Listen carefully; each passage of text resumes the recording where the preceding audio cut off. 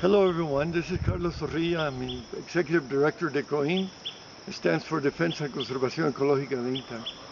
I've been asked to summarize 19 years of resistance here in INTA in about 5 minutes, which is completely impossible, but I'll do what I can. The fight here, what it really comes down to is to conserve and defend a vision of development that is based on not only economic wealth, as the government of Ecuador right now is focusing. We believe that there's different kinds of wealth. There's the economic, yes, it's all fine and well. There's also the natural wealth, as you see. This is the forest that's threatened. Forest very similar like this is threatened by the mining project in Junín. So there's natural wealth, there's social wealth, the wealth within communities, the strength within the community that supports all the members. And then there's the cultural wealth.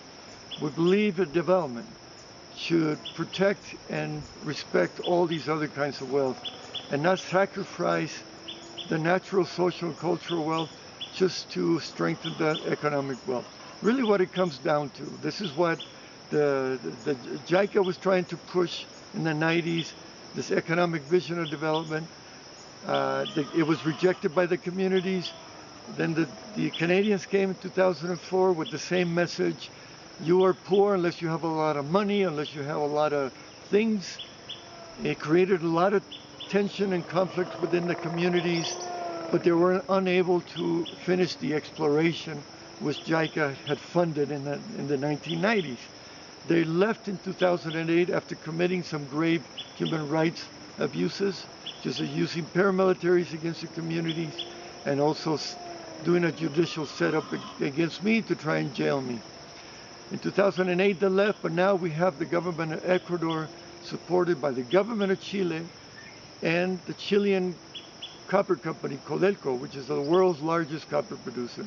They're trying to revive this project in spite of all the opposition and in spite of all the tremendous environmental impacts a large-scale open-pit copper mine implies in forests like these. And we do have an environmental impact study done by JICA that gives you an indication of the real impacts of a mine, open pit mine in areas like this.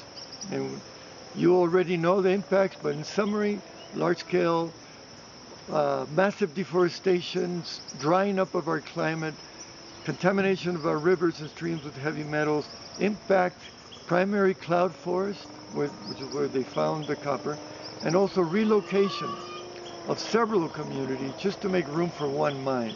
It would be one of many mines. In light of all these impacts, and many others, because we're also talking about impacts to endangered species like jaguars, spectacle bears, mountain tapirs, and so forth.